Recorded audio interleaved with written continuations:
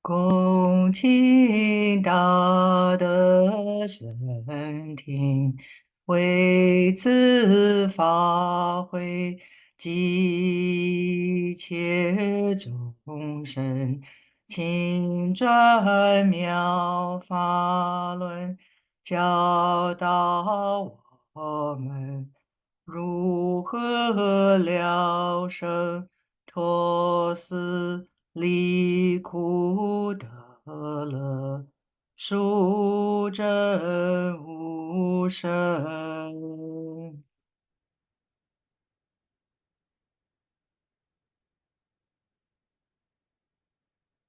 Well, the same God with great virtue, heart of compassion, for the sake of this assembly and all living beings, please turn the wonderful Dharma wheel to teach us how to leave suffering and attempt bliss and end birth and death, and quickly realize non-birth. Namo tassa bhagavato arahato samma sambuddhassa. Homage to the blessed, noble, and perfectly enlightened one. Namo sadanto suchetoye Allahati san miao san buddho che. 无上甚深微妙法，百千万劫难遭遇。我今见闻得受者，愿解如来真实义。Supreme and wondrous Dharma, subtle and profound, rarely is encountered, even in a billion eons. But now we see and hear it and accept it reverently. May we truly understand the Buddha's actual meaning. Namo, quelling disasters, lengthening life, Medicine Master Buddha. Namo, quelling disasters, lengthening life, Medicine Master Buddha. Namo, quelling disasters, lengthening life, Medicine Master Buddha. Namo, quelling disasters, lengthening life, Medicine Master Buddha. Namo, quelling disasters, lengthening life, Medicine Master Buddha. Namo, quelling disasters, lengthening life, Medicine Master Buddha. Namo, quelling disasters, lengthening life, Medicine Master Buddha. Medicine Master does come one. Medicine Master does come one. Medicine Master does come one. Medicine Master does come one. Buddhas, Bodhisattvas, Venerable Master, and all good knowing advisors, Amitabha, welcome back. Let me get today's slide. And also, where is everyone? Is it every week we seem to have less and less people joining?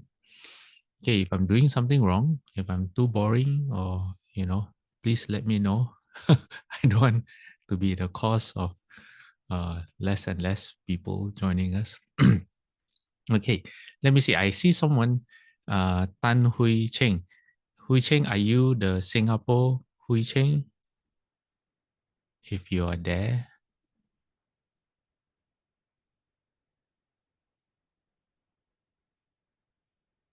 Okay. Right. Maybe I'll ask later. Okay, we'll continue from our discussion about cause and effect from last week. Yes, I'm the Singapore Tan Hui Ching. My former name is Tan Lina. Okay, all right. Yeah, it's Okay, me. It's me. okay, no wonder. All right. If you don't mind me asking, how come you have two names, Lena and then Hui Ching? Oh, I'm born. I was named Tan Lina, but Oh, somehow, uh, for 2 years ago, those numerology teacher asked me to change.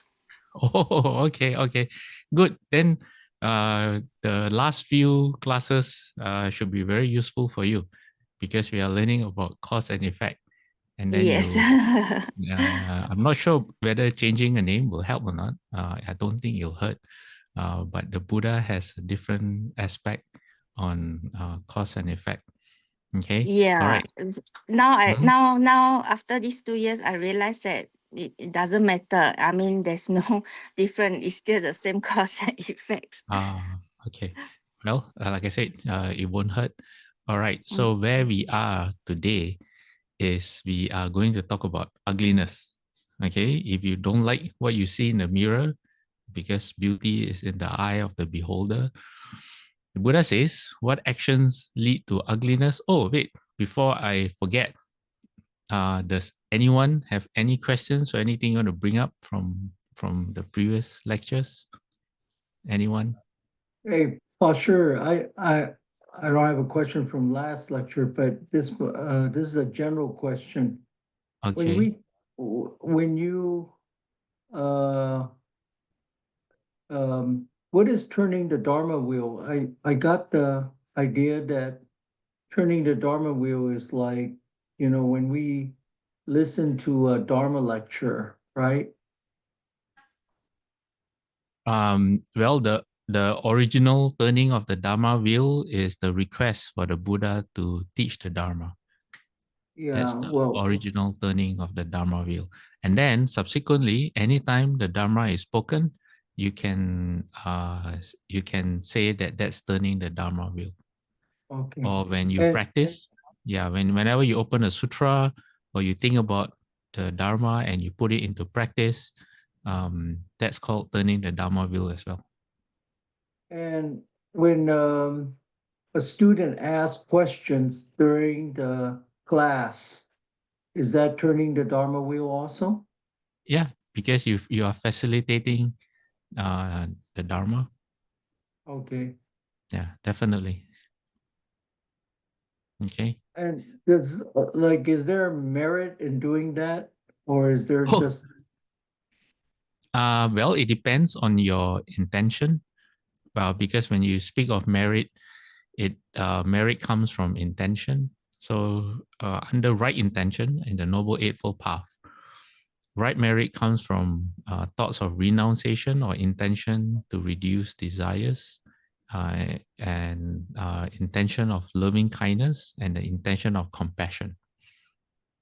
okay, So thank you. whether it generates merit or not depends on whether the person asking the questions has those three intentions.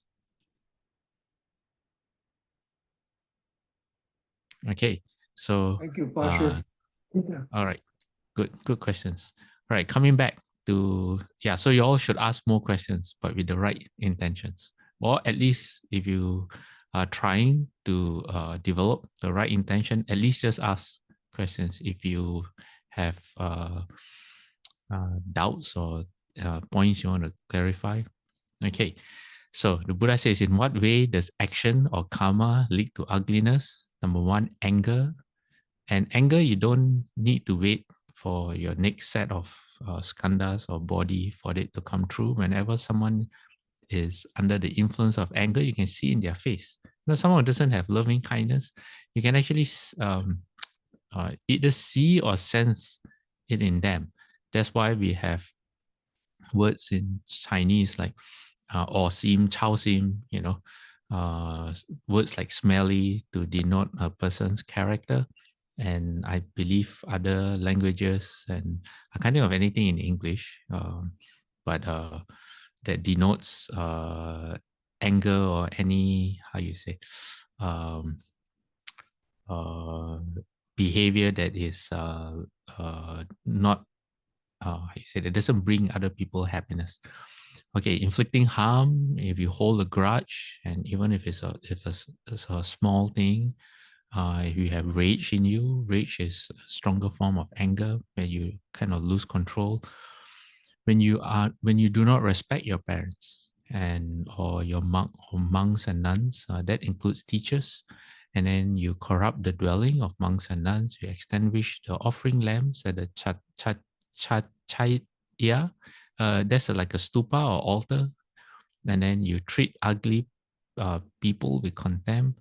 And number 10 is very straightforward, is when you don't keep yourself clean, as in your hygiene is not clean.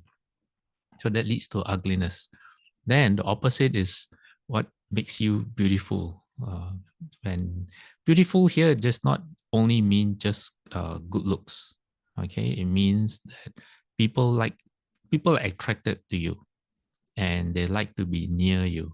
Whereas ugly, you can have a very handsome or beautiful face, but if no one likes to be your friend, then that's considered ugly as well. Okay, so non-hatred, okay, which is loving kindness, and then donating clothing, and then sweeping often at a chatya. How do you pronounce that? Chatya? I think that's chatya of the Tathagata. So any place of worship, any stupa. If you come to a temple and you sometimes sweep the grounds, then you become beautiful. Then the shrine hall as well, inside the Buddha hall, when you mop, then when you speak nicely to your parents and to monks and nuns, and you don't treat ugly people with contempt. Ugly doesn't mean just the face. Sometimes people have how you say, certain illnesses or diseases of the skin, for example, that makes them unattractive, or their body is deficient in some way. You don't treat them with contempt. And number 8 is being clean. Okay, and it's interesting when you see this being beautiful, because people have a tendency to assume that people who really look nice, I mean, as in beautiful looking people, are nice people. There's a assumption that it may not always be true, but there's a certain assumption that good looking people are kind of nice people as well. Okay, in what way does action lead to having little power? What is little power? Little power means influence.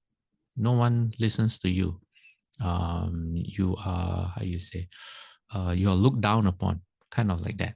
So number 1, when you envy others' achievements, when you're not happy because other people achieve things. And number 2 is being happy when others fail. Number, let me see, 1, 2. Okay, so the 2 should be 3. So from 2, 3 onwards, I forgot it. I got the formatting wrong. Okay, so being unhappy with others' attainments, being happy with others' unhappiness, being unhappy about others' happiness, glory, good reputation, fame. So words like envy, jealousy all fall into this category. Not venerating one's parents and one's virtuous spiritual teacher, not serving monks and nuns, generating the roots of unwholesome states with regard to those who have little power, and cutting off the roots of wholesome states with regard to those who are powerful. And number 9, or number 10 rather, praising those who act wickedly. Okay, what does number 7 mean? Generating the roots of unwholesome states with regard to those who have little power. It means instead of encouraging people who should create more blessings or merit to do more, whatever little that they're already doing, you make them feel as if that's good enough. Okay, so you, instead of helping them generate more merit and blessings, you make them feel as if they've done enough.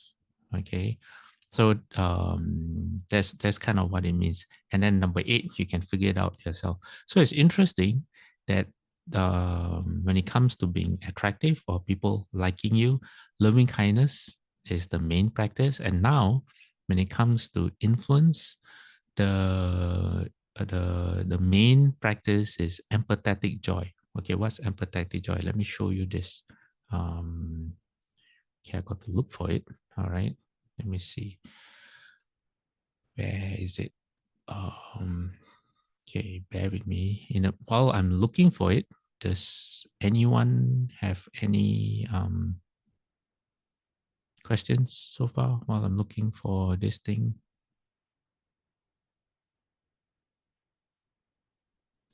Where is it?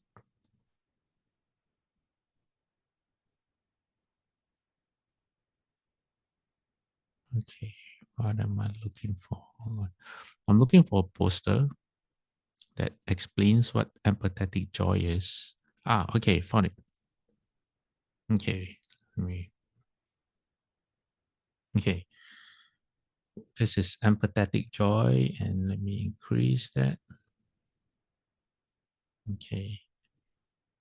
Empathetic joy, or hope that's, let me see. Okay, I hope that's large enough. Empathetic joy, or mudita in Sanskrit, is what loving kindness feels. That means you must have loving kindness first. Okay, all right. So since we must have loving kindness first, let me show you what loving kindness is. Okay, I'm very proud of my poster. It's two hands hugging a heart, and it's your own two hands hugging your own heart. Okay, why is that? Okay, because loving kindness, the practice of loving kindness, or metta or maitri in Sanskrit, begins with wishing for happiness for oneself. That means you learn how to be your own friend. You learn how to be patient with your shortcomings, but with the intention of wanting to become more wholesome. You recognize your own strengths, and you push yourself to do things that you can be proud of, virtuous deeds.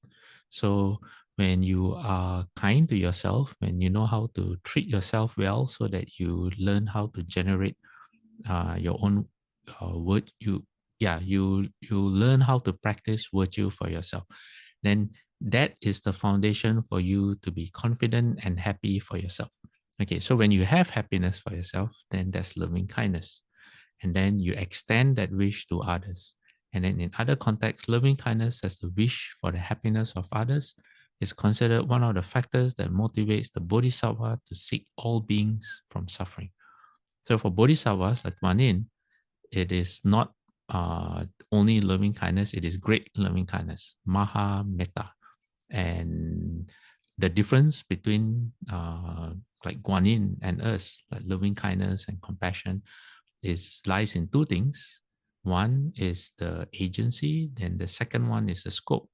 So agency meaning that they feel, they take the responsibility of other people's happiness onto themselves. Okay. Whereas for us, most of the time, unless it is people close to us, we have thoughts of loving kindness, but we don't assume, we do not or cannot translate those thoughts into action. Why? Because we don't have the ability yet. But Guanyin can, or Bodhisattvas can. And then so that's the agency. And then the second one is the scope. For us, it is hard to develop loving kindness for every single person we meet, because we,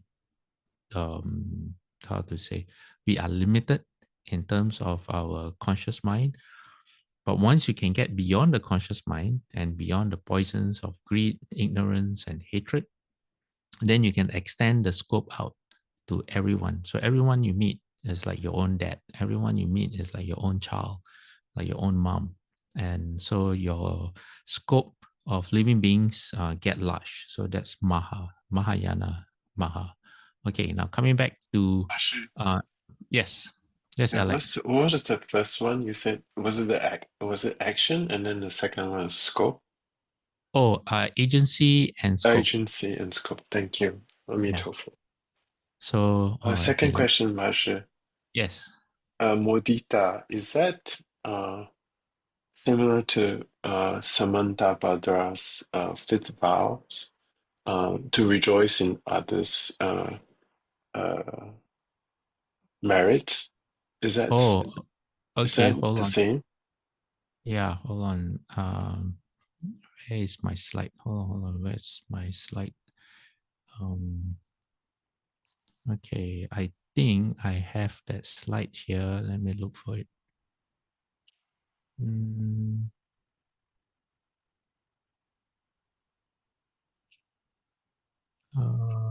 Where is it? Okay, hold on.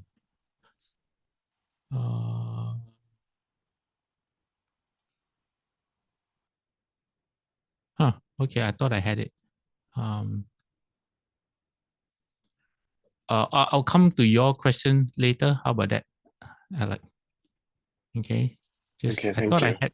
Yeah, I thought I had a whole set of slides on Samantha Bhadra's practices and vows, but I can't seem to find it right now. Hold on, what happened to it?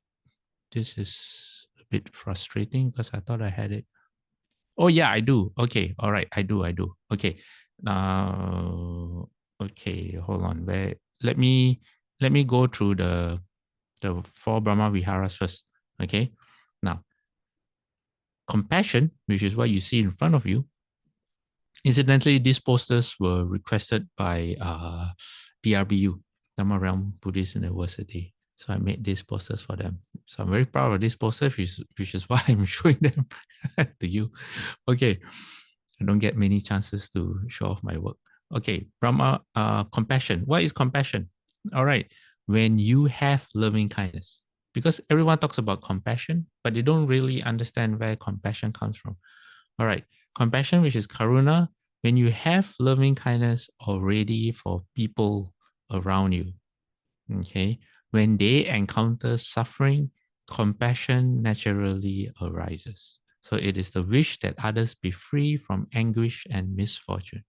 Because you already wish for their happiness, when that happiness is taken away from them, when they lose that happiness, then naturally you wish that their any misfortune is taken away. Okay, so for bodhisattva, is they don't have karuna, they have maha karuna. So their maha karuna again is like loving kindness, except that the difference lies in the agency and the scope.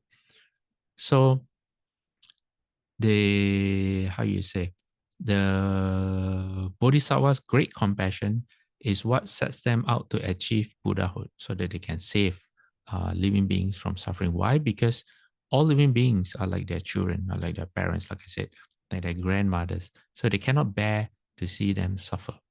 All right. Okay. Now, okay. Now coming to empathetic joy. Empathetic joy is what loving kindness feels when it encounters happiness, or rather happiness of others. It wants the happiness to continue. So empathetic joy is the attitude of taking delight in the happiness and good fortune of others, and is the opposite of jealousy and envy. So no matter what happens around you, you always feel, when everyone is, even when everyone is better off than you, they have luck, they have fortune, they are happy, you feel happy too, because you feel happy for them. All right. Okay. Now, just now,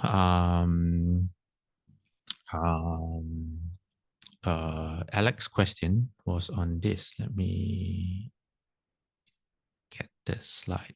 Where is it? Praises. Okay. No. Where is it? No. Sorry, wrong one. Okay, here. All right. This is known as the conduct and vows of Bodhisattva Samanta Bhadra. And Alec, your question was on what, number 6? Was it this one? To rejoice in others' merit? Number 5. Yeah, Number number 5? 5. Okay. All right. So this is number 5. Let me see if I can draw. Yeah. Oh, yes, I can. To rejoice in others' merit. That was Alex's question. And so to rejoice in others' merit is empathetic joy. You're right, but we all know now that requires loving kindness for that to happen. Okay, all right. Was that your question, Alex? Yes, Pastor. Thank you. Okay, good. I like how you link two different concepts with each other. Okay, now coming back to our slide, where were we? Were we here possessing power? Yes, we were. Okay, we can move on to the next slide. All right, now is people being low born. That means of low status. A bit related to not having influence or power, but low born is has more to do with your social standing. Whereas if you have no influence, you could have a very high profile, like very high social standing, but at the same time, the words that you say don't carry any weight. Yeah. Okay. Being low born. How do you achieve that? Well, you don't honor your parents. You don't honor ascetics. You don't honor Brahmins. Brahmins here means people who should be respected. Not esteeming those of noble birth, not serving, not respecting, and not regaling one's monastic preceptor, one's teacher, or those who have entered the path of liberation, not revering one's parents. That's very similar to number 1, not honoring one's parents. Number 7, showing contempt for and not venerating one's monastic preceptor, one's teacher, and those who have entered the path of liberation. 8, shunning those coming from powerful families, and 9, commending people who do bad deeds. So in other words, if you are very disrespectful and you don't recognize the wholesome qualities of people who have shown you kindness, or people who of virtuous people, then in turn you get to be born with low status. Okay, then conversely, how do you get to be high born? Well, you do the opposite of what we just read. You commemorate your parents, you honor those who have entered the path of liberation, you honor Brahmins, you esteem those who are of noble birth, you arise from one seat and preparing it, you bow respectfully, and then you offer your seat and so forth to your elder. In this case, your monastic preceptor, your teacher, um, uh, those who have entered the path of liberation. I'm not sure if that's the 4 stages of arhats, and those who, I think yeah, those, because why the next section says, and those who apply themselves to the path of liberation. That means people trying to end birth and death. Okay, and then it continues. Hold on, let me drink some water.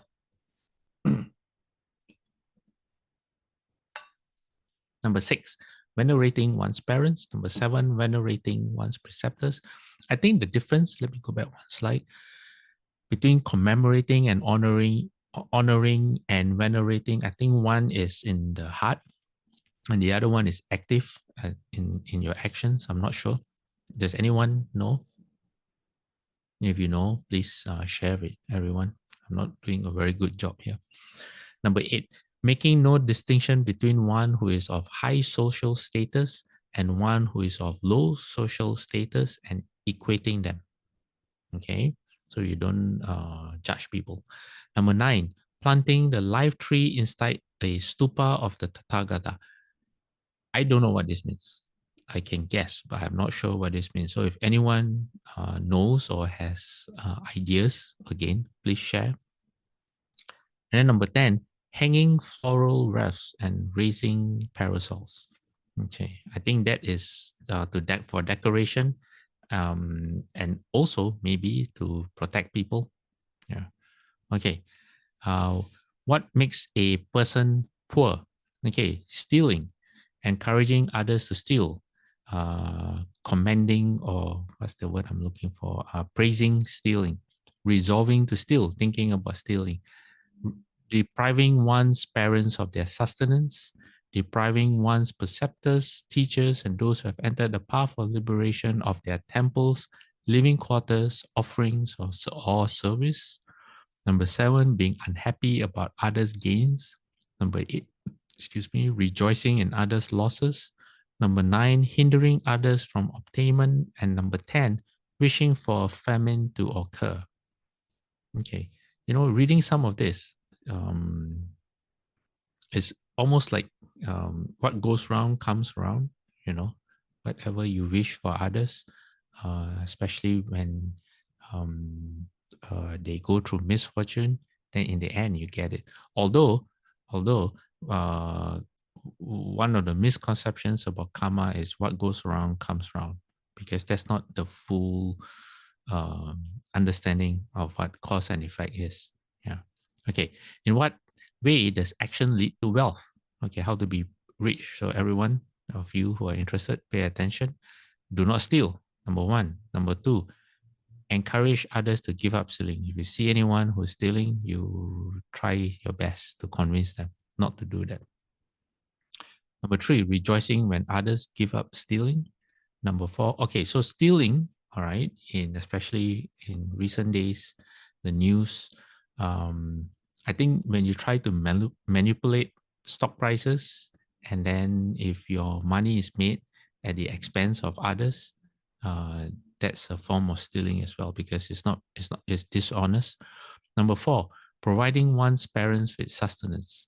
Number 5, providing one's monastic preceptor, teacher, and other members of the monastic sangha with a temple, living quarters, service, robes, a bed, medicine to cure illness, a servant, or sustenance. I'm not sure why servant is there, but the other 4 are the requisites, the bare minimum that anyone needs to survive, and the only things that a monk really needs or nun really needs. That means shelter, clothing, food, and medicine. These 4. Number 6, having joyful thoughts about others' gains. All right, very important. Number 7, making an effort so that others can acquire wealth. That's interesting, because you play an active role in trying to in the fortune of others. Number 8, not rejoicing in others' losses. Number 9, praying for good harvest everywhere. So good harvest can also mean businesses be profitable, people in the careers advance and paid fair wage. Number 10, rejoicing in the generosity of others, and so forth liberally. So that sounds like one of Bodhisattva Samantabhadra's practices and vows. Okay, now, in what way does action lead to being ignorant of the Dharma? If you look at a lot of people in this world, very, very few people gravitate towards the Dharma for guidance in their lives. So number 1, not valuing inquiry of a qualified person. Number 2, fostering all that is not the true Dharma. Number 3, abandoning the true Dharma. Number 4, not honoring and venerating those who teach the true Dharma. Number 5, praising well those who speak inconsequence.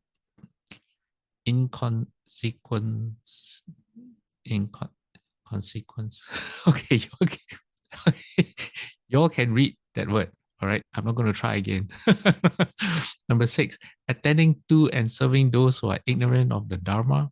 Number 7, abandoning those who are truly learned in the Dharma. Number 8, regarding wrong views as authoritative and praising them. Number 9, abandoning correct views or right views. And number 10, abandoning those who are knowledgeable. Okay. Let's go to the next slide. How do you have extensive knowledge of the Dharma? So Dharma here, okay, also means wisdom. All right. Applied wisdom, for example, if you look at some of the philosophers like Socrates, the Epicurus philosophy, they are, how you say, if you read those philosophers, you will find that a lot of what they say is parallel with Buddhism. I put them in the category of applied Buddhism. They have the words that the sutras do not provide, especially for English speakers, in what the wisdom of the Dharma is when you apply it in everyday lives.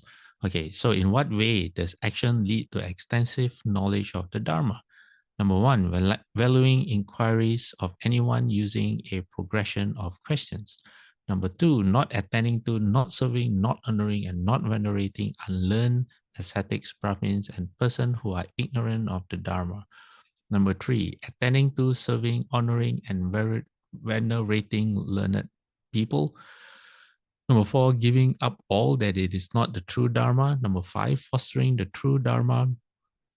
Number six, cultivating fearlessness towards people who are persons who are worthy receptacles of the Dharma. Number seven, praising by saying, well done, those who speak pleasing words that are true. Number eight, not praising by saying, well done, those who speak ill of others, not lauding wrong view and praising right view. Okay? All right. Now, this is what happens to get rebirth as a hell being. All right. Number one, you do a very grave deed, evil deed with the body, with your mouth, the speech that you utter, and with the thoughts in your mind. So it's not just actions that you carry out or things that you say, but it's the nature of the thoughts in your mind that you have to look out for. Actually, the nature of thoughts in your mind is the most important. Why? Because it's the forerunner of all speech and all action that that happens. All right. So number three should actually be number one. Okay. Number four, holding the wrong view of annihilation. What does that mean? It means that after death, you hold the perception that there's nothing after death. But once you die, that's it. Everything ends. There's no heaven, there's no hell, there's no consequences of your past actions, nothing like that. And number five, holding the wrong view of eternalism. What is that? Is that there's a soul. That there's a soul that goes on from body to body. In other words, that who you think you are will endure. All right. Number six, holding the wrong views that actions are without consequences. All right. That means there's no cause and effect. Okay. What number? Coming back to number 4 and 5. All right. Number 4 and 5 are the ways that and everything in between. Okay. 4 and 5 and everything in between. Any possible position that you can assume between the extremes of annihilism and eternalism is what the human mind comes up with. So if you read, people who think about the meaning of life and all that, it falls into any of those categories. And so the Buddha taught us the middle way, and the middle is not in the middle of annihilism or eternalism. The middle way avoids both extremes. And the Buddha said, what is the middle way? The middle way is a noble eightfold path. Okay, so that's the middle way. All right, coming back to our slide. Number 7, you destroy others' welfare. That means you cause harm to come to their fortune. Number 8, speaking ill of monks and nuns. And number 9 is instigating them to transgress their vows of celibacy. Okay, so don't ever do any of this. All right, 1 to 9, don't ever do. If you read the sutras, the Buddha uses language such as a person, how do you say, is this kind of very extreme language that I would rather, okay, like in repentance, some of the repentance ceremonies, the verses go like this: I would rather swallow hot coals to the end of my life than to what any one of these 9. Is the kind of caution that the Buddha wants us to be aware of. Okay, now from helping, we look at what causes rebirth as an animal. So from grave deed, now we move to a middling bad deed of your body, speech, and mind. Carrying out actions motivated by different kinds of desire, actions motivated by different kinds of anger, and actions motivated by different kinds of confusion. So because of your anger, your ignorance, and your desire, you how to say, you follow instinct rather than wisdom. Okay, you give inappropriate gifts. Number 7. Number 8, you be aggressive towards those who have been reborn as animals. Number 9, you be being reborn as a lion through the power of aspiration of the Bodhisattva. Okay, number 9 is very interesting. Let me go number 10 first, and I'll come back to number 9. And then number 10 is to be reborn as a monkey, like a certain Brahmin, which was due to making a foul-mouthed remark. Okay, I just remembered one thing when I typed out this slide. I was supposed to find out what number 10 was, and I totally forgot. So my apologies. But number 9, maybe next lecture, I will share what number 10 is all about. What is the backstory behind this? Number 9 is interesting because number 9 is voluntary. Okay, if you do from 1 to 8 and number 10, you are involuntarily being reborn as an animal. Is a result of your actions. But number 9 is different, because number 9 is someone who is capable, someone with the educate level of wisdom and how you say, I think spiritual ability. So number 9 actually refers to the Buddha, who, because of his vows to save living beings, he was reborn as a lion. And the text did not say what happened when the Buddha was reborn as a lion. But if you look at the Jataka, you get a very good idea. Because in the Jataka, the Buddha has been born as a rabbit, has been born as the king of deers, has been reborn as a bird. But in all those instances, he was not a normal animal. That means animal that is ignorant and only follows their instinct.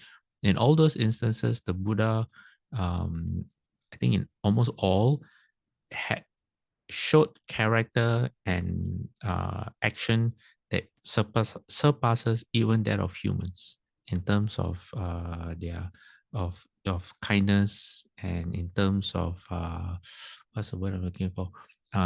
Intelligence, kindness, and sacrifice, selflessness. Yeah. So number 9 is interesting because it refers to that. So through the power of vows. All right. Okay.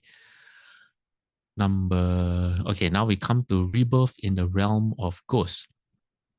Okay. Number 1, engaging in a minor bad deed. So you do a minor bad deed with your body, speech, and mind. Guess what? That gets you into the realm of ghosts. Ghost here means hungry ghosts. Number 4, having a desire for base things. Number 5, having a very strong desire. Number 6, pursuing a wrong way of making a living. Number 7, being stingy and tight-fisted. Number 8, obstructing others in making offerings. Number 9, having died while under the influence of sexual desire. And number 10, having died while being hungry and thirsty. Okay, so that's rebirth as a hungry ghost. And then if you want to get reborn in the realm of the Asuras or the Titans, these are the people who have, how to say, they have, Shufu said something to the effect of they are reborn like kind of the same as the gods in the heaven of the 4 kings or the Triumphal heaven, the heaven of 33, but they lack the blessings of the gods, something like that. So what they like to do, the Asuras, is to fight with the gods. And there's a story how there's so many stories of how they would fight with the armies of the heaven of the 33, for example, and then they were tricked into drinking beer, and when they all got drunk, they were thrown out of the heaven of 33. Yeah, so many stories. Anyway, if you want to find out how you can be reborn among them, and I hope not, okay, what do? You keep on creating minor bad deeds, okay, with your body, with your speech, with your mind, okay. Number 4 is very interesting, conceit. All right, you're not honest, even with yourself. Number 5, conceiving of yourself as having no equal. You think you're better than everyone, which is also number 6, conceiving of oneself as being greater than one's equals. And number 7, conceiving of oneself as being greater than those who are actually superior to you.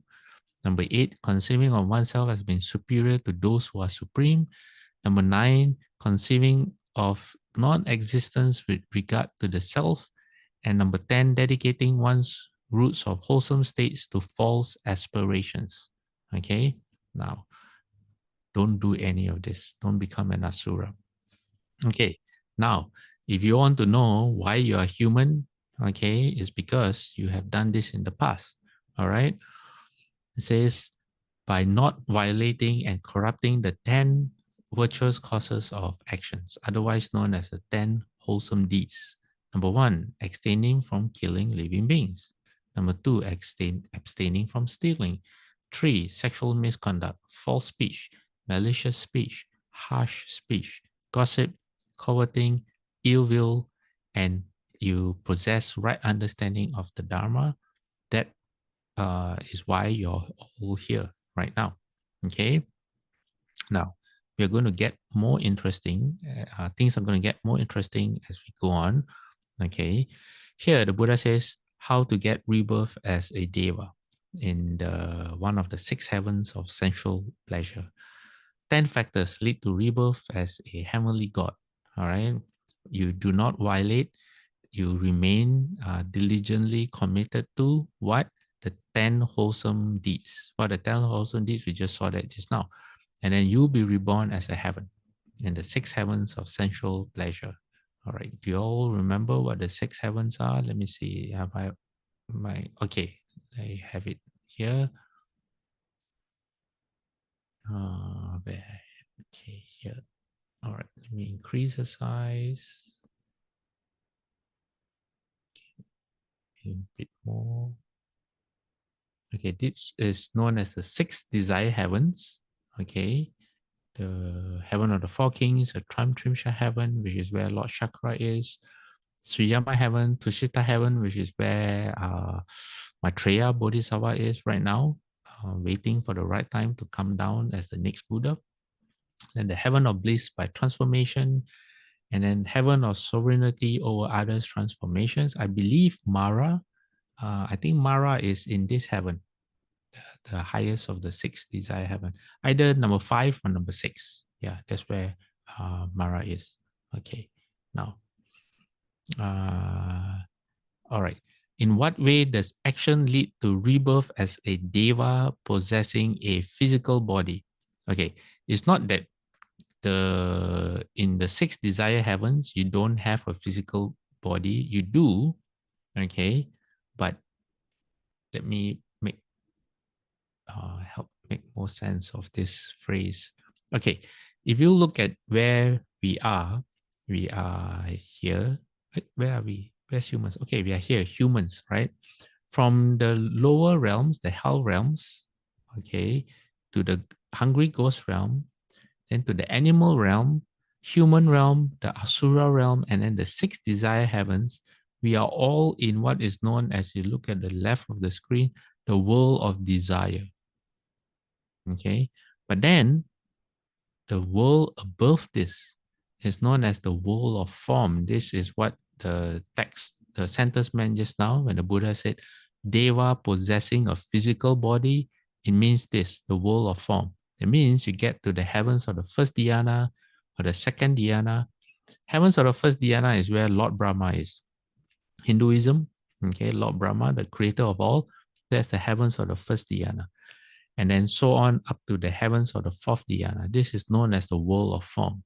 And then above this is known as the formless world, or the heavens of the formless dhyanas. All right. So that's what it means. So if you look at, let me go down again. The 6 desire heavens, they do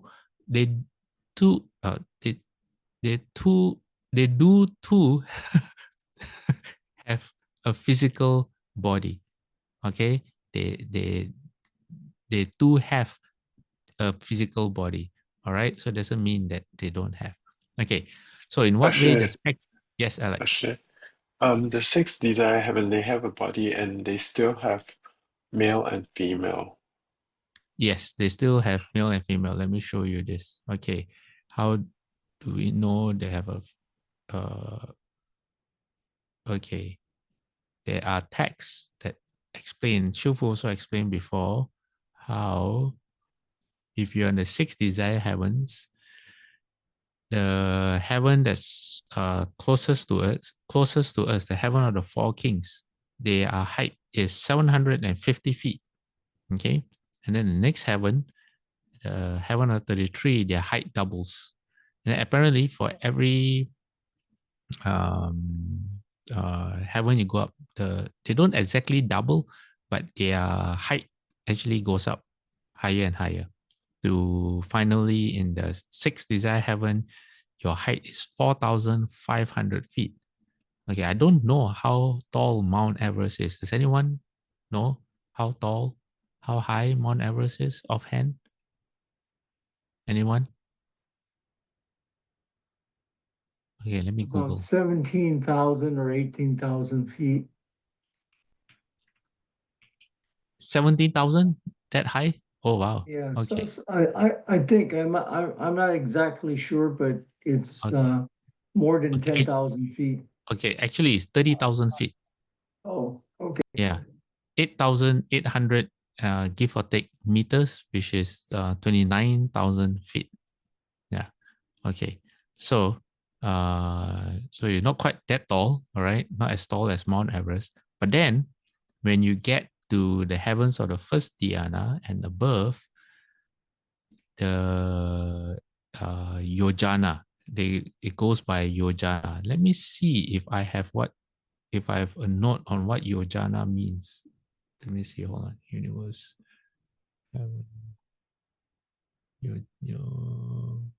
Where is yojana? Yojana. Okay, let me see. Yojana. Huh. Does anyone know?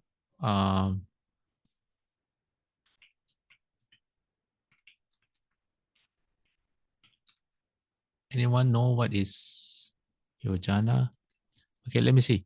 A yojana is an ancient Indian unit of measurement estimated to be around 7 kilometers, but then some sources say it ranges from 9 to 24 kilometers. But in Wikipedia, it says 13 kilometers. Okay, so anywhere from 7 kilometers to 24 kilometers. So let me see. 0.5 yojana is, let's say, if we do 7 kilometers, that means it's 3.5 kilometers. So 3.5 kilometers in feet. What is that? Oh, hold on. 3.5 kilometers in feet is 11,000 feet. So can't be 7 kilometers. Most likely maybe like 25 kilometers. Okay, anyway, not that we can imagine what that's like, but there you go. Okay, that's the height given of all the heavenly beings, and it goes all the way up to 16 yojanas, and then it stops there. Why? Because after that, the heavens or the formless dhyana, they don't have any physical bodies. So no way to they have no height. Okay, all right. Now, in that heaven, the heaven where you don't possess, we are still in the possessing a physical body. Sorry. So Buddha says, what should you do to be reborn as a deva in one of the dhyana heavens or the form heavens, form realm? Buddha says 10 factors. What are the 10 factors? While one is devoted to the 10 virtuous causes of action or the 10 wholesome deeds, one brings the 6 perfections or the 6 paramitas, which is giving, morality or virtue, patience, effort, concentration, and wisdom. Okay. And not just the 4 paramitas, but the 4 boundless states of to perfection. What are the 4 boundless states? Well, we read 3 of them earlier, which is loving kindness, compassion, and equanimity. And then this will lead to rebirth as a deva possessing a physical body. Okay, now if you want to be more detailed, all right, in the text, they do say, or rather in the Shastras, they say that to get to the heavens of the first dhyana, let me come back to the Excel sheet. Okay, they say if you want to get to this here, heavens of the first dhyana, you have to practice loving kindness. Your loving kindness must be strong, which incidentally is how you enter the first dhyana in your meditation. You must have loving kindness. If not, even if you experience the first dhyana, it is due to a momentary, it is more from sheer concentration than from a natural progression of conditions. So you won't be able to sustain your experience or abiding in the first dhyana. Okay, it's only through loving kindness that you can sustain your that state. So that's the heavens of the first dhyana. Then to get to the heavens of the second dhyana, you need to develop compassion. And then the third dhyana, it corresponds to empathetic joy that we read about. And the fourth dhyana, you need the fourth component of the Brahma Vihara, which is equanimity. That means to remain your mind not to be moved. Okay? All right. So now you know that the effort is not easy to get to the form heavens. Okay? You need the 10 wholesome deeds, and then you need to practice the 6 paramitas, and then you need to practice the 4 Brahma Viharas or 4 boundless states. Okay? Now moving on, we go to a higher realm. This is the Deva without a physical body. You know who was born as a Deva without a physical body? 2 people. And these 2 were the teachers that the Buddha encountered when he left the palace. What's his name? Asita. I think one of the teachers was Asita, and the other one, Kala, not Kalama, someone. Okay, Lewin says a yojana is the distance that an ancient Indian royal army can march in one day. So that's very far. Yeah. Thanks, Lewin. Yeah. Can't remember. Okay, anyway, the Buddha, as the prince, when he left the palace, he encountered 2 teachers, and they taught him the 2 formless, let me see, what's the name? They taught him the concentration of cognition or non-cognition and the state of nothing whatsoever. Yeah. So that journey of the prince in becoming the Buddha, after mastering those 2 concentrations, the prince discovered that it was not the right path to take. Why? Because although those were very sublime states of concentration, when the prince left the concentration, all the defilements came back. And he realized that he had yet to end birth and death. In other words, those states were only temporary. They did not solve the issue of birth and death and suffering. They were just, it's just like you go to sleep and you forget your problems, but when you wake up, you realize that all your problems are still there. So it's not a permanent solution. So one thing about this journey of the prince is that these states of concentration represent the ultimate that the human consciousness can achieve. Okay, the 4 dhyanas plus these 4 formless attainments represent deeper and deeper levels of concentration and the limit of the conscious mind. So the Buddha went through it as a teaching to teach us that if you rely on the conscious mind, it can take you to a very sublime state, but you don't find the answer to ending birth and death there. The solution does not lie there. So what did the Buddha do after that? Well, the Buddha went into the extreme, which is the Buddha said, okay, since the mind is not the place to, I have taken the mind to its extreme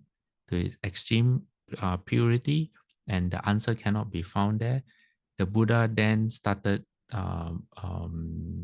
exploring through the body, and he took the body so from the mind to the extreme, he took the body to its extreme.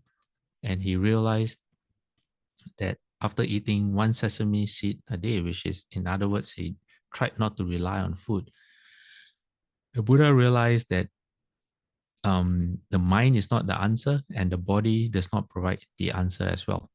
Because Buddha said, if I were to continue this, I would surely die and still not find the end of birth and death. Okay, so the Buddha went through all that to show us that either way, through the human mind or human consciousness, to the most sublime limit, and you take the body to the limit, both does not help you end birth and death. Okay, all right, coming back to our slide. In what way does action lead to rebirth as a deva without a physical body? Practicing the 10 virtuous factors and the 4 states of imperturbability leads to rebirth as a deva without a physical body. As for the 4 states of imperturbability, okay, what are the 4 states? Okay, the next slide will show you what the 4 states are. Now we have number 1. Basically, they're the sphere of infinite space, okay, or boundless space. And then if you can manage to go even deeper in your concentration, you get to the sphere of infinite consciousness, is where you feel, Shufu says, it feels like your consciousness pervades the entire cosmos. All right. And then number 3 is the sphere of nothingness. That means you, in that realm, as you investigate what's going on, it says there's not the slightest bit of anything present. You just don't find anything at all. Yeah, you just don't find anything. And then you can go further. All right. So number 3, okay, let me go to number 1 first. Sphere of infinite space. One transcends all materiality, that means form, by contemplating the infinity of space, so that when all names designating physical objects have become inexpressible and void, one goes beyond labeling and imagining the manifold phenomena. One does not grasp at the stillness that is produced by the sphere of infinite space. Okay, so you contemplate how vast space is until you go beyond form. And when you go beyond form, apparently, all the way the mind works when it is used to identify, to label, to understand what form is, goes away. Okay, all right. Now coming to the second one, the sphere of infinite consciousness. So having completely transcended the entire sphere of infinite space, one contemplates the infinity of consciousness. That means you look even more inside. But one does not grasp at the stillness that is produced by the sphere of infinite consciousness. And what happens? Then you get to the sphere of nothingness, which is having completely transcended the entire sphere of infinite consciousness. One contemplates that nothing at all exists, but one does not grasp at the stillness that is produced by the sphere of nothingness. Why do you not grasp? Because if you grasp, you abide, you stay, you remain in that level of concentration. You can't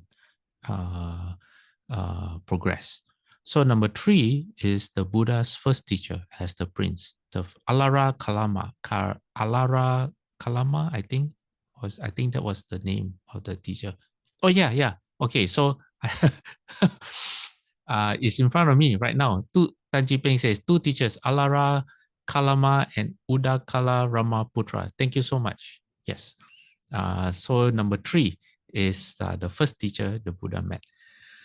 And then number 4 is having completely transcended the entire sphere of nothingness, one contemplates that neither mind nor no mind exists, but one does not grasp at the stillness that is produced by the sphere of neither mind nor no mind. So in other words, there's nothing at all. When you get to this sphere, there's nothing that you can, for the mind to hang on to. Yeah.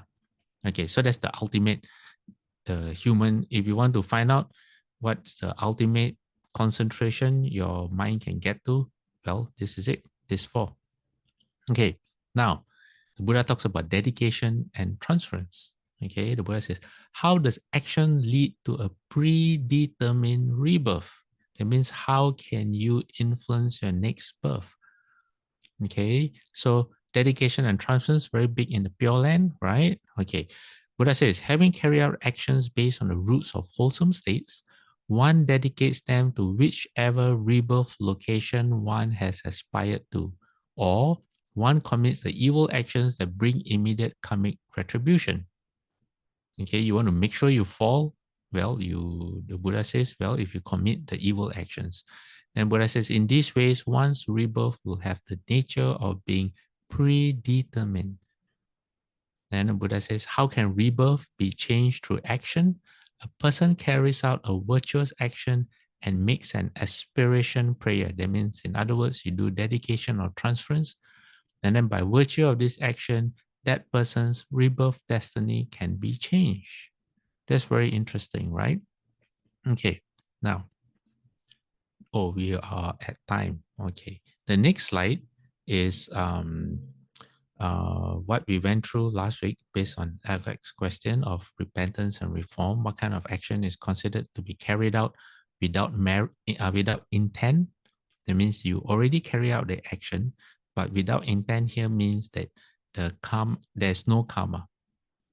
Okay, but it's a, how you say, it sounds like a conundrum, because is conundrum the right word? What's the word when one thing contradicts, when it seems contradictory? Anyway, because when you carry out an action, okay, it is considered intentional, and that's why there's karma. So basically what the Buddha is trying to say here is, how can you cancel out your past karma? So Buddha says, having carried out an action, one feels remorse, is conscience stricken, thinks that one has made a mistake and that it was wrong, and confesses. One does not give up effacing it. One does not engage in it again, and one vows not to do it again in the future. This kind of action is considered to be carried out without intent. So that's how repentance can work. Okay. Now, last week in answering Alex's question, there is one aspect of repentance that I did not mention, or I forgot to mention. And that is when you practice and you really try in changing your unwholesome habits, you may reach a point where you realize that the only thing holding you back is yourself. And at that point, you may feel absolutely helpless to change. Why? Because you are fighting against your past, your karmic habits. And despite your best intentions or your best wishes, you realize that it feels impossible to change, or you're just held back by things that even you yourself do not understand. You just feel powerless. But at the same time, you have your vows and your aspirations that you want to achieve. So when in those circumstances, the repentance or repentance ceremonies is very, very powerful. Why? Because it allows you to overcome the obstacles that you can't even, that either that you can identify, or you and you don't know what to do, or obstacles that you can't identify at all.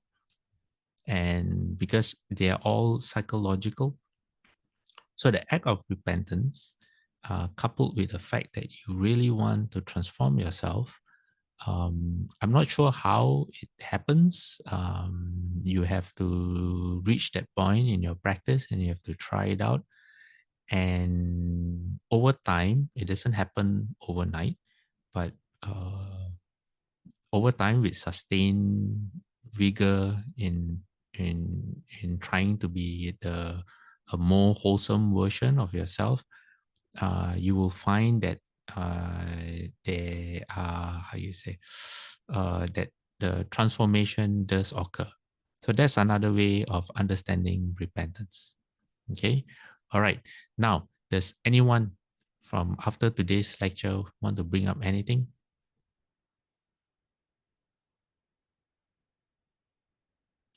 Anyone?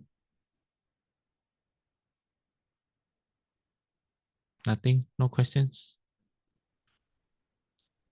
Okay, so what we're going to do next week is we're going to look at the Buddha says, Buddha has asked questions like, how come some people born in hell, how do you say, why do people have mixed fortunes? Like why some people are born poor and then they become rich, or why some people are rich and then they become poor, and all the different ways when you look at people around you in life, how come people have mixed fortunes like that? Yeah, so we're going to cover that next week. So if no one has anything, no questions, then we will dedicate merit. Okay, let me. Pastor, Yes. yeah, Pastor, I just ask, how do you Yes. create loving kindness through meditation? Oh, It's not, okay. So first you have to develop loving kindness for yourself. Okay. And then when you have loving kindness for yourself, okay, hold on. I have some notes in front of me, which is, let me see here. Where is it? Because I was just talking about this in my class today, Sunday, yesterday. Okay, here, all right. Going to scroll a bit. Okay, there you go.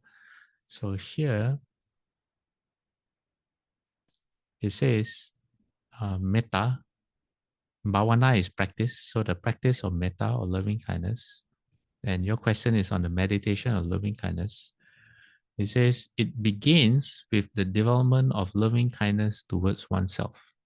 So it is suggested that one take oneself as the first object of metta because true loving kindness for others only becomes possible when one is able to feel genuine loving kindness for oneself. So probably most of the anger and hostility we direct to others springs from negative attitudes we hold towards ourselves. So in other words, you have to generate your own happiness from yourself or for yourself. And to do that, you must have things or traits or habits in you that make you proud of yourself. Okay, so things like generosity, respect, kindness, all the wholesome things, volunteering, helping people, being selfless, doing those things will make you have traits that you can be proud of yourself. So that's how you generate loving kindness. And then when you have loving kindness, then let me go down. Then the next step is to extend it to others. And it says here, this note says the extension of metta hinges on a shift in the sense of identity, on expanding the sense of identity beyond its ordinary confines and learning to identify with others. And then it says this shift is purely psychological in method, entirely free from theological and metaphysical postulates. That means it's not religious based. Metaphysical, I'm not sure how to explain that because I don't really understand what that word means. Such as that of a universal self eminent in all beings.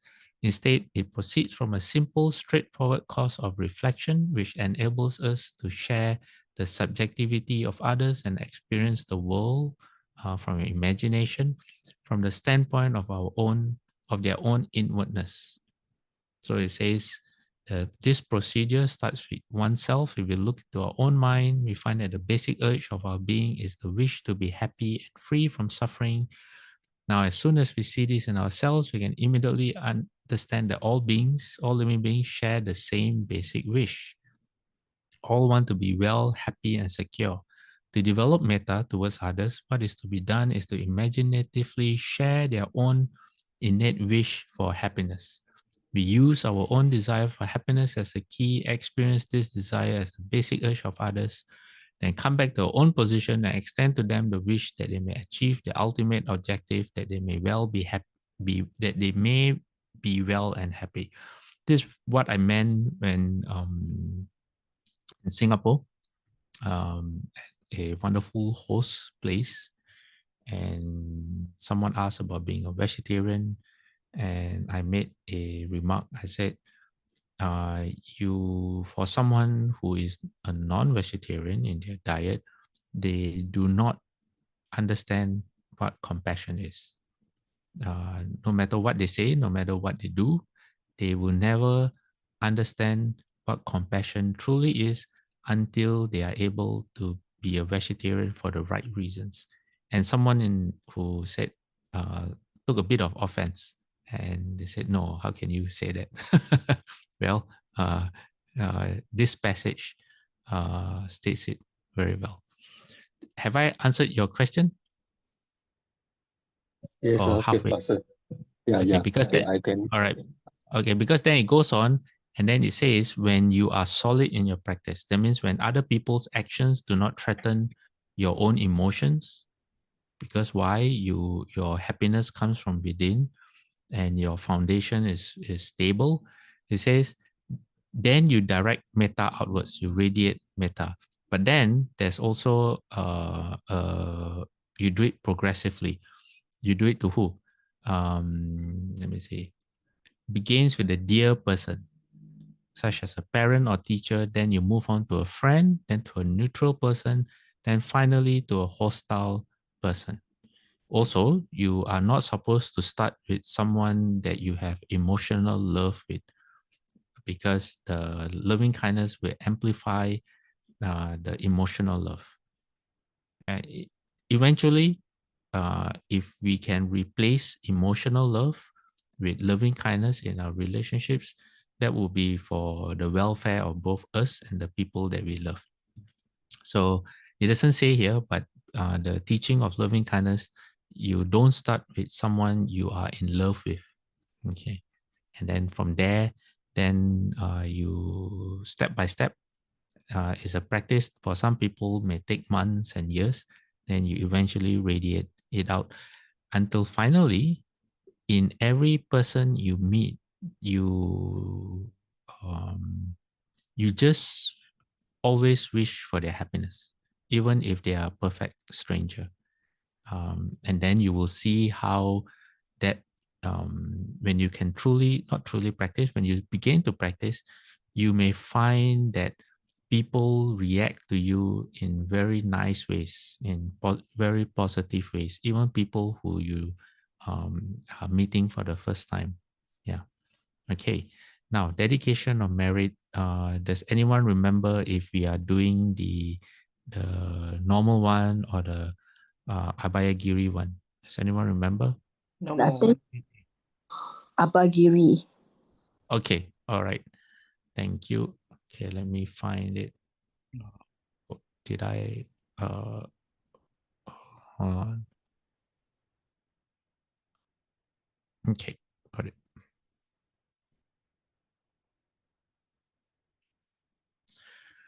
All right, I'm going to put my palms together. Through the goodness that arises from my practice, may my spiritual teachers and guides of great virtue, my mother, my father, and my relatives, the sun and the moon, and all virtuous leaders of the world, may the highest gods and evil forces, celestial beings, guardian spirits of the earth, and the Lord of Death, may those who are friendly, indifferent, or hostile, may all beings receive the blessings of my life. May they soon attain the threefold bliss and realize the deathless.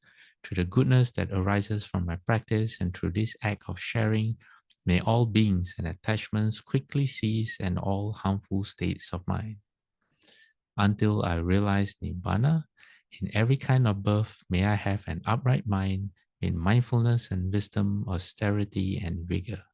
May the forces of delusion not take hold nor weaken my resolve. The Buddha is my excellent refuge. Unsurpassed is the protection of the Dharma. The solitary Buddha is my noble Lord. The Sangha is my supreme support. Through the supreme power of all this, may darkness and delusion be dispelled. Okay. Yeah. Oops. Bell. And let me change my sound settings to...